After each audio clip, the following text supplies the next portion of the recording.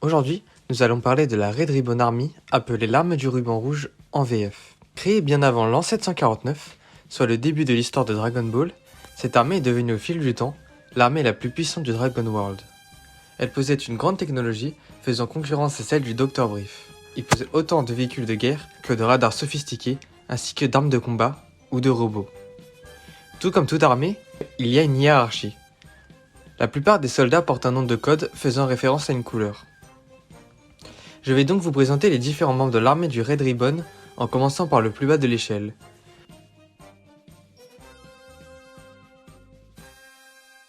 Il y a plusieurs sections différentes. Nous pouvons voir les sous-officiers de la Muscle Tower.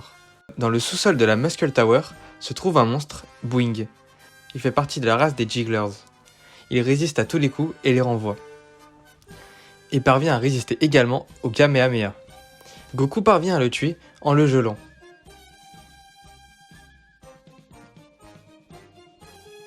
Au-dessus, nous avons le sergent métallique, qui est en fait un cyborg. On ne sait pas si c'est le Dr. Gero qui l'a créé. Son Goku lui a arraché la tête, mais il parvient à lancer une dernière attaque avant d'être désactivé.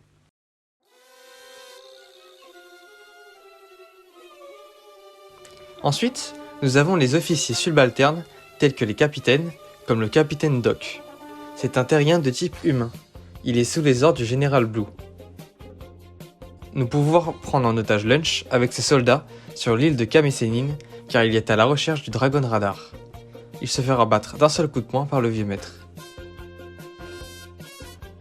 Nous avons également le capitaine Yellow. Yellow est un terrien de type animal ressemblant à un tigre. C'est également un aviateur travaillant pour la Red Ribbon Army. Il est sous les ordres du général Capper. Nous pouvons le voir chercher une Dragon Ball sur la Terre Sainte de Karine. C'est Upa qui récupère la Dragon Ball. Bola, son père, tue tous les hommes de main du capitaine Yellow. Il reviendra plus tard pour la récupérer, mais se fera tuer dans l'explosion de son avion par Goku.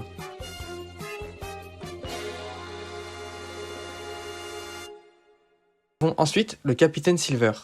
Ce dernier cherche également une Dragon Ball, mais est prévenu par le commandant, la division Brown, uniquement cité dans le manga de leur chapitre 55, à trouver une Dragon Ball. Il existe donc sûrement un capitaine Brown.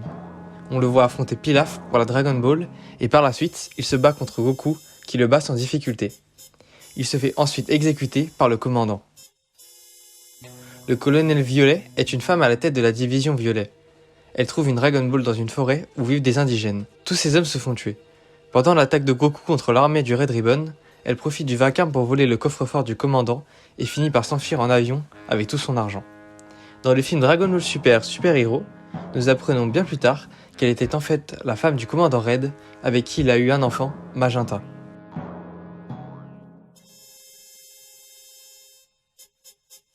Le général Capper n'apparaît ni dans l'anime ni dans le manga. Il est l'un des plus hauts gradés. On ne connaît pas son apparence ni son sort, soit Goku l'a tué, soit il s'est enfui et a changé de vie.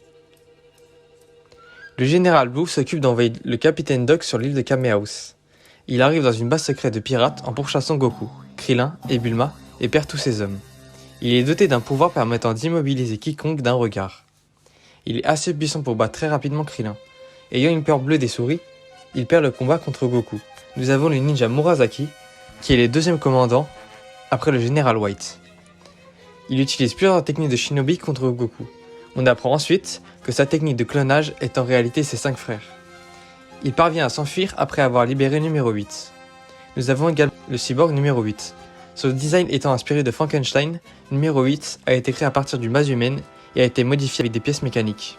Ce dernier a été créé par le Dr. Gero et le Dr. Frappé qui n'apparaît que dans l'anime. Ce dernier a un bon fond et n'est pas méchant. Il aidera Goku à survivre à la Muscle Tower et deviendra son ami. Nous le reverrons dans l'arc Majin Buu lever ses mains pour aider Goku à faire un Genkidama. Ensuite vient le général White qui possède la base appelée Muscle Tower près du village d'Ingle. Nous avons un affrontement entre le général White et Goku.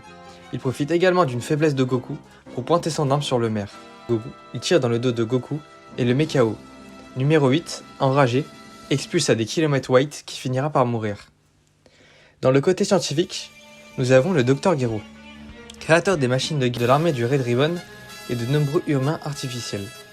Il créa les cyborgs numéro 1 jusqu'au numéro 7 qui étaient défectueux. Numéro 8 avec le Dr. Frappé. De numéro 9 à numéro 15, ils étaient également défectueux.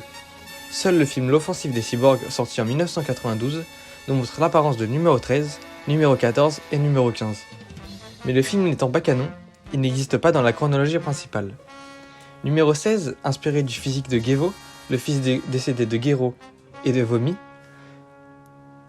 Numéro 17 et numéro 18, autrefois appelés Lapi et Lazuli, créés à partir d'humains et possédant une énergie illimitée. Numéro 19, ayant le pouvoir d'aspirer l'énergie. Numéro 20, créé à partir du cerveau du Dr Gero par numéro 19. Et enfin Cell, un biocyborg ayant besoin d'absorber numéro 17 et numéro 18 pour obtenir sa forme parfaite. Dans le jeu Dragon Ball Z Kakarot et le film Dragon Ball Super Super Hero, nous apprenons que la femme du Dr Gero, appelée Vomi, et la mère de Gevo, a inspiré la création numéro 21, créée on ne sait quand par le Dr Gero. Tout au-dessus de cette hiérarchie, nous avons l'assistant Black.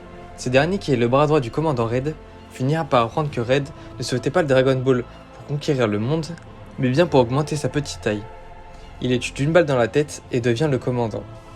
Il affronte Goku dans un robot de combat et finit par exploser à l'intérieur. Enfin, à la tête du Red Ribbon, le commandant Red, qui est très riche et contrôle à distance tous ses soldats à l'aide de l'assistant Black. Il n'a pas le temps de faire grand chose quand Goku envahit le QG, car il est tué par Black avant d'agir. Dans le film Dragon Ball Super Super Hero, on peut voir la Pharmaceutics Red, une sorte de couverture pour le Red Ribbon. C'est en fait Magenta, le fils du commandant Red et du colonel Violet. Il est à la tête du Red Ribbon et a comme bras droit un homme nommé Carmine. Il s'allie au Dr Edo, le petit-fils du Dr Gero. Il lui demanda de créer des humains artificiels pour venger la mort de son père. Edo créa Gamma 1 et Gamma 2. Edo s'étant fait manipuler par Magenta pour détruire les guerriers Z. Il créa également Cell Max, une version améliorée de Cell ressemblant à sa deuxième forme. À la fin du film, Magenta essaye de tuer Edo, mais il finit par mourir. Gohan et Piccolo parviennent à tuer Cell Max et Gamma 2 meurt au combat. C'est donc la fin définitive du Red Ribbon.